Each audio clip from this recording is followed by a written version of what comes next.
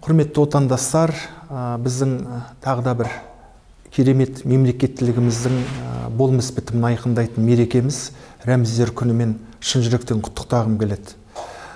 Әнұран, елтаңба, мемлекеттік ту, бұлардың барлығы кез келген тәуелсіз мемлекеттің бірінші кезекте бейнесі, рухы, айбыны, абыройы.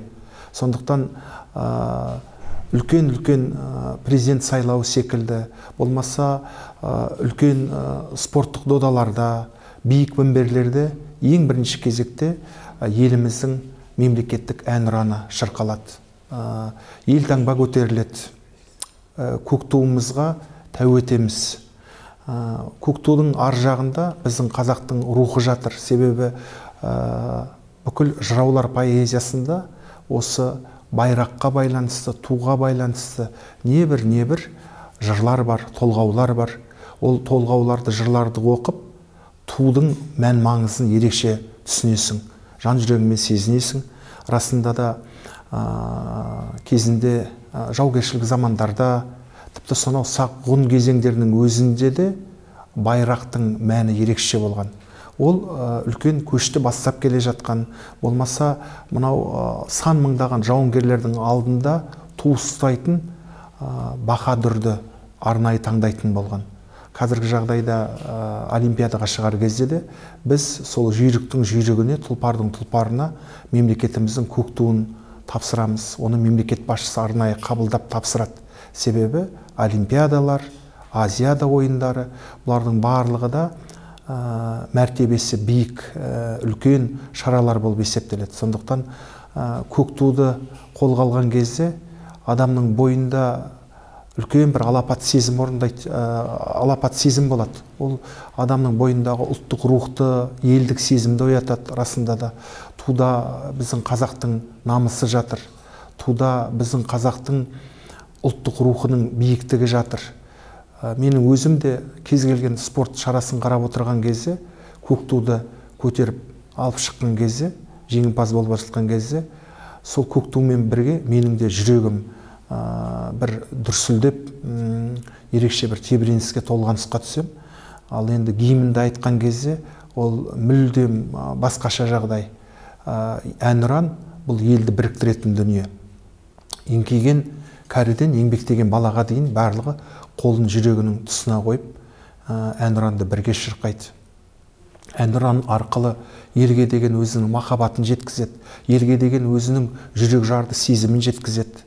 Әнұран арқылы өзінің толыққанды азамат екеніне адам арқаланады, қанаттанады.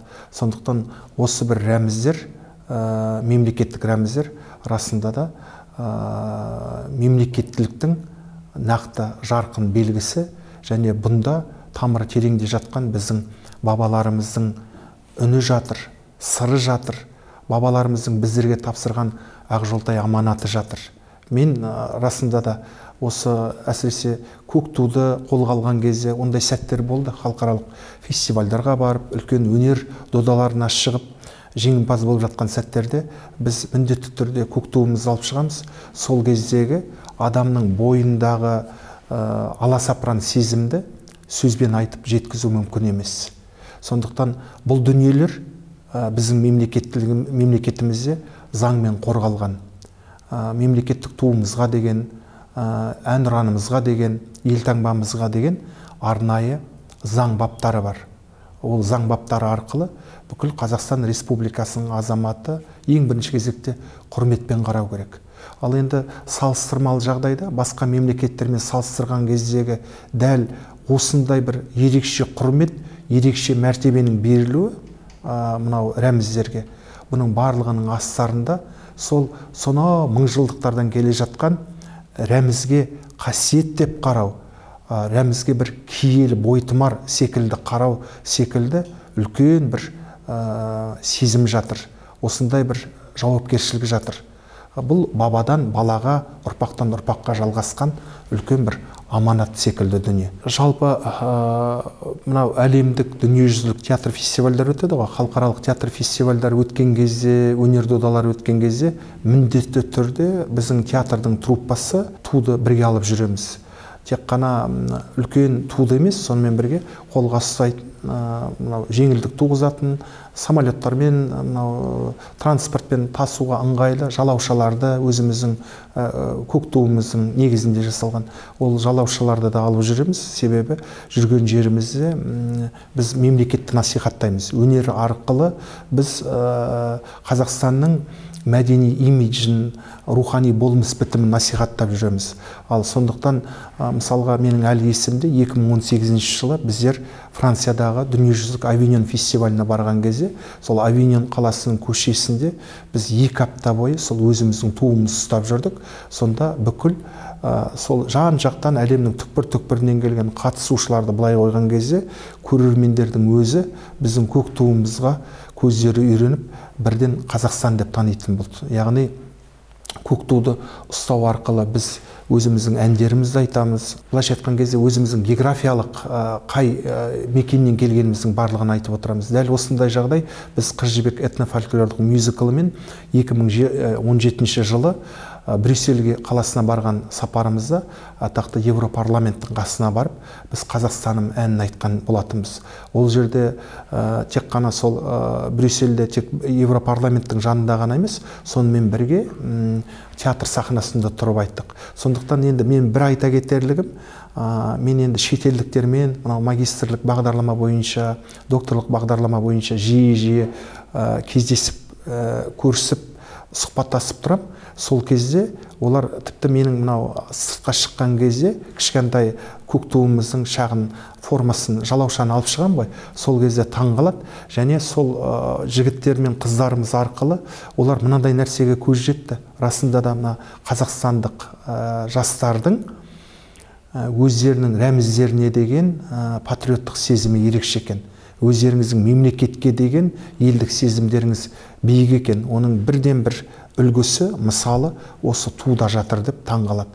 Мысалға, тіпті мынау өткенде бір фотосурет бүкіл әлемнің ақпарат кеңістігін аралап кетті. Онда Америка құрама штатында білім жинақтап, соларда үлкен шығармашылық сапарда жүрген Димаш Құдайбергеннің өзі тұратын үйге өп-үлкен етіп көк туды іліп қойғаны көптеген шетелдік фан-клубтарды тамсандырды, тәнті етті.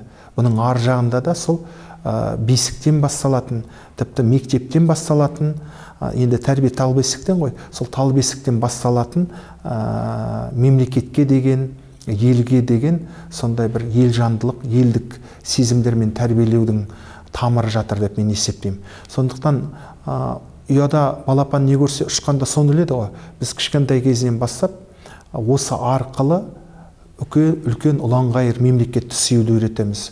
Туды қадірлеу арқылы, әнұранды шынайы болмысымен орындау арқылы осының барлығының түп тамырында негізінде сол Қазақстан азаматының бойындағы ұлттық рухының биік болғандығын қалаймыз. Жалпы ұлттық рух жоғалған елдің ертеңі жоқ деп мен есептеймін.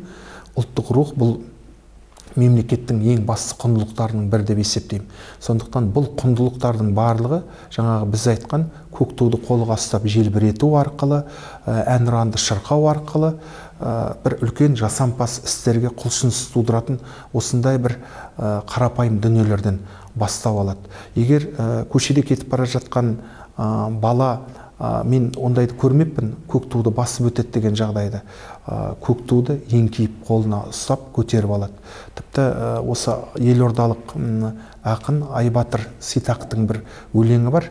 Еңкейіп қызымен кездесуге барған кезде мен ойлаймын, осындай бір тәрбиелік мәні бар дүниелер біздің елтаңбаның болсын, біздің туымыздың болсын, бағасын, абыройын одан әрі аспандатады. Сол бір өлеңім оқығаным бар. Сонда бақ ішінде қыз бен жігіт кездеседі. Бұл өмірден алынған оқиға. Содан оның қалтасындағы тиын жерге түсіп кетеді. Сөйтіп теңгені жерден алып жатқан кезде қыз оған күліп айтады: сен сол тиын санап қалған жігітсің бе, неге көтердің деген кезде, ол жігіттің тапқырлығы сондай: мен жерге түсіп кеткен тиынды емес, мен отанымның гербін көтердім дейді. Себебі ар жағында біздің гербіміз жатады ғой. Меніңше бұл жігіт тарапынан жасалған тапқырлық осының керемет өлең жолдарымен өрнектепті. Енді жалпы біздің әдебиетімізде, мектептегі оқулықтарымызда өте көптеп есептеледі. Елтаңбаны қадірлеуге байланысты, туға байланысты, әнұранға байланысты көптеген ақындарымыз жырлар жазды, өлеңдер жазды. Жалпы біздің Қазақстанда осы соңғы жылдары, әсіресе соңғы 1-2 жылда рәмізтану бағыты саласы ерекше дамып келе жатыр. Мен жалпы бұлардың барлығын енді гералдика деп айтады. Бұл енді шетелден, мынау англосаксондық мемлекеттерден Ресейге келіп, сол Ресейге келген, Ресейден бізге көшкен сөз болып есептеледі. Арнайы біздің Қазақстанда, осы Астанамызда республикалық гералдика орталығы бар. Бірақ қазақша айтқан кезде бұл рәміз ғой, рәміз орталығы. Сондықтан меніңше біздің Қазақстанда рәмізтану ғылымдары жалғасса деген ой бар. Оның барлығында да ғылым дегеннің өзі қандай дүние? Ол тарих, ол бүгін, ол болашақ. Осы бір өткенді, бүгінгіні, болашақты жалғастырып тұратын дүниелердің барлығы ғылыми тұрғыда жүйеленіп тұратын болса, ол бір ерекше дүниелерге жол ашады. Мысалға, рәмізтану ғылымы арқылы біз қойылымдарды қойған кезде, сол қазақ хандығы болсын, болмаса жаңағы сақ, ғұн дәуірі болсын, алтын орда мемлекеті кезеңінде болсын, сол кездегі рәміздерімізді танимыз.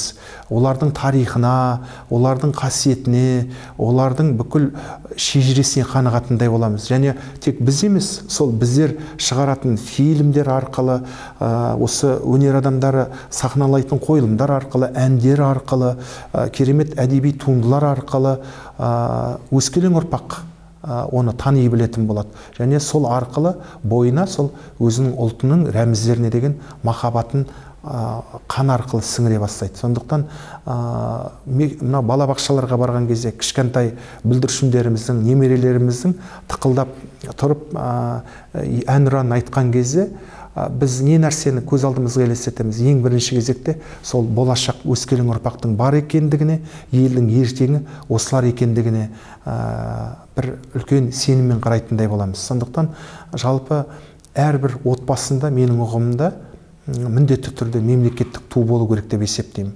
Әрине бұл кейбір кезде мынау әсіресе қалай деп айтсақ болады. Мысалға біздің Қазақстанға шетелден көшіп келген адамдар болады, жұмыс бабында келген адамдар болады әртүрлі. Бірақ осы елдің азаматтығын алатын адамдар болады, оларға үлгі болады бұл. Неге? Себебі менің өзімде де енді жұмыс кабинетінде ол бір жағынан болады. Міндетті түрде біз мемлекеттік ғимараттарға келе жатқан кезде біз қайда келе жатырмыз? Біз сол мемлекеттік үлкен бір орынға кіре жатырмыз. Бұл шаңырақ Қазақстан Республикасының бір кішкентай ғана өнер ордасы, білім ордасы, бұл университет, бұл колледж, бұл білім шаңырағы, өнер шаңырағы. Осындай бір дүниелермен енген кезде, әрине ол адам сол жұмыс жасайтын жерінде де, білім алып жатқан жерінде де үлкен мемлекетшілдік ойлармен әрқашан жүреді. Мемлекетшілдік, елжандылық сезіммен жүреді. Сондықтан адамды алыста жүрген кезде сағындыратын дүниелер болады. Мен өз басымнан өткен дүниелерді айтайын. Әсіресе 2007 жылдың аяғында бастап мен 2008-дің аяғына дейін бір жылдай Парижде білім алдым, Францияда. Сонда расында да елді сағынған кезде, әрине қазір біз ғаламторда отырмыз, осындай бір мобильді әлемде өмір сүріп жатырмыз.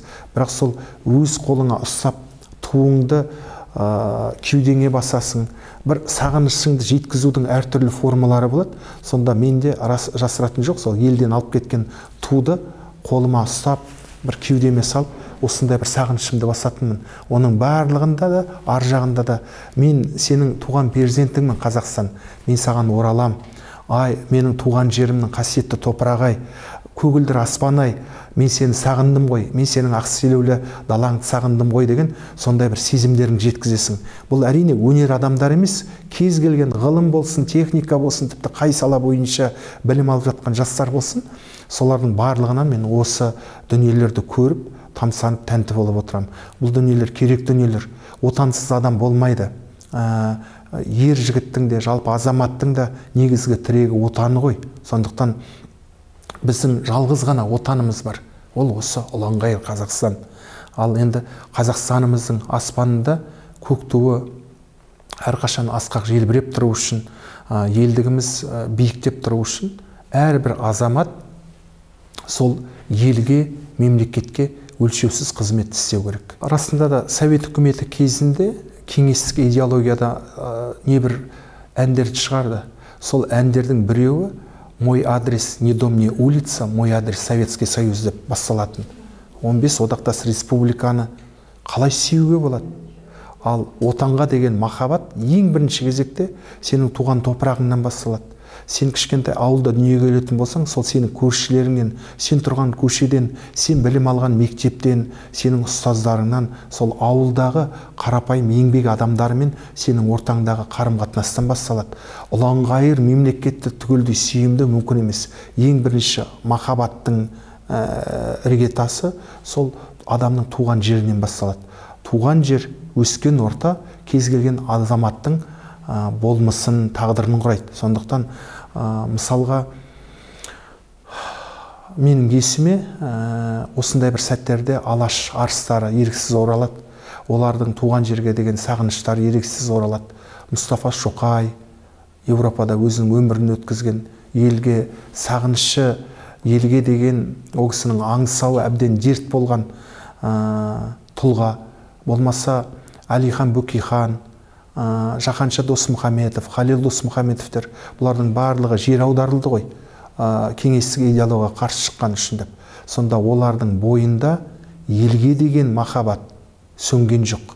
Олар үлкен өздерінің туған ата жұрты тәуелсіз мемлекет болғанын армандады. Сондықтан менің ұғымымда тәуелсіздік бұл аспаннан келе түсе қалған дүние емес. Осы тәуелсіздіктің жолында біздің ата-бабаларымыз басынан небір қилы шақтарды, небір аласапыран кезеңдерді өткізді. Тағдыры сан мәрте қыл көпірден өтті.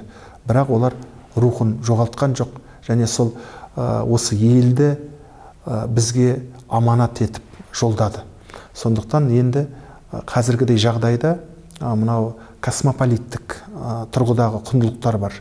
Қазір өзі бір адамзаттық құндылықтар да әрі-сәрі күйге түсіп, тіпті мәдениет танушылар да, әлеуметтік танушылар да ненің құндылық екенін, ненің жақсы жетістік екендігін әлі бір сараптай алмай жатқан кезең болып жатыр.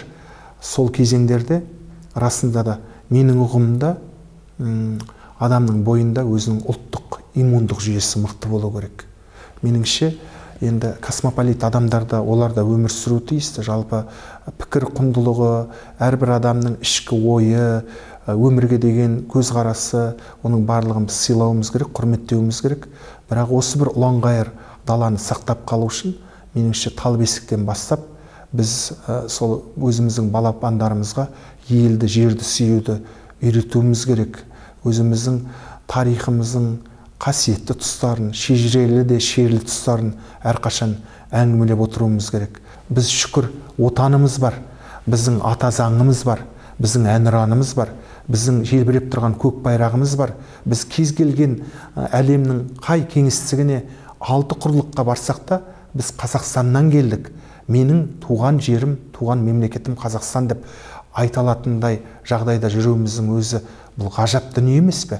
Бұдан артық адамға қандай бақыт керек? Бұдан артық адамға қандай мәртебе керек? Меніңше адамның мәртебесін биіктететін дүниелердің бірі де осы мемлекетіңнің, отаныңның саған ыстық болуы.